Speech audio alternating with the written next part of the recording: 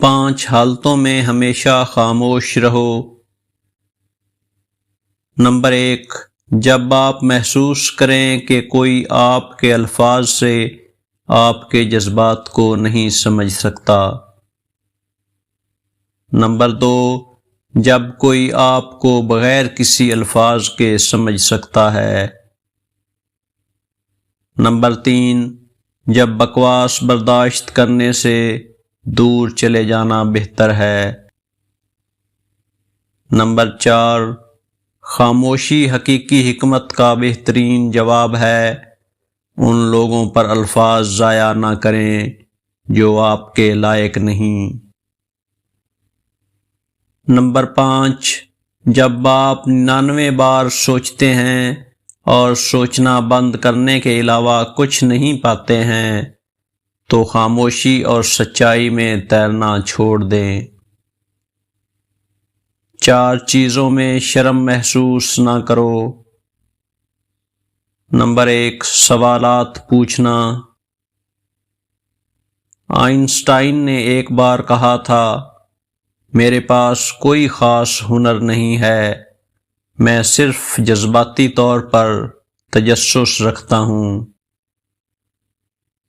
اس کا خیال تھا کہ ہمارے ارد گرد کی دنیا کو سیکھنے اور سمجھنے کے لیے سوالات پوچھنا ضروری ہے۔ نمبر 2، غلطیاں کرنا۔ آئنسٹائن نے تسلیم کیا کہ غلطیاں سیکھنے کے عمل کا فطری حصہ ہیں۔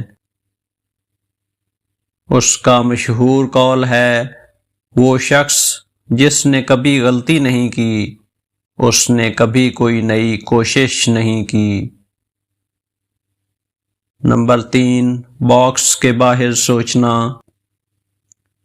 آئنسٹائن کا خیال تھا کہ تخلیقی صلاحیت سائنسی دریافت کے لیے ضروری ہے۔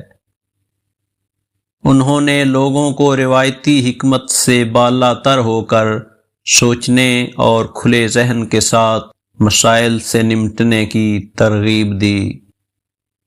نمبر 4، ایکشن لینا۔ آئنسٹائن کا خیال تھا کہ صرف خیالات کے بارے میں سوچنا ہی کافی نہیں ہے، بلکہ ان پر عمل ترقی کے لیے ضروری ہے۔ اس نے ایک بار کہا تھا، کل سے سیکھو، آج کے لیے جیو، کل کی امید رکھو۔